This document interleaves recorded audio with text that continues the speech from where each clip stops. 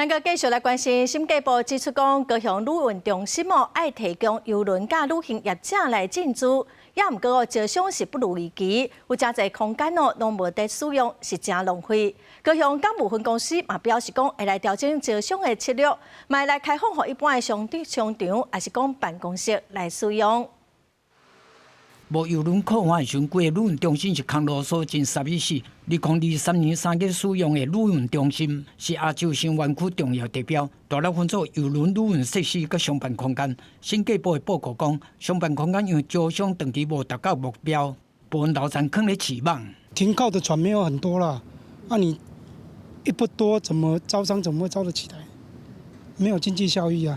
花了那么多的建设在这边啊，它总是有它的效用啊。 无旅客通关大厅看起来暗暗无光彩，民众认为邮轮来伤少无人客，当然会影响招商。学者讲，旅运中心招商爱找观光也是霸气业者，才有加倍的效果。它原先的招商好像是以智慧科技创新园区来规划的。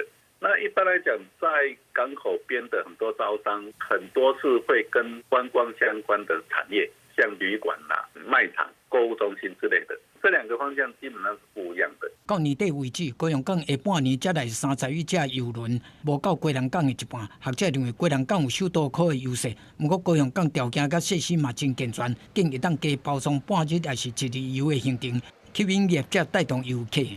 招商业别必须要符合5G IIoT 的相关产业，范围稍有限制，推动上是比较有挑战的。目前周边多数是没有开发的速地，整体区域活动的人流跟商圈还没有形成，所以业者进驻的诱因略显不足。楼层的简介标注6楼是景观餐厅，也未营运。 高雄港务分公司表示讲，已经有这种业者伫要进驻部分的楼层，后续会调整招商策略，研究增加一般的商办招商，卖参加交通部的招商大会，来提升招商的成功率。记者综合报道。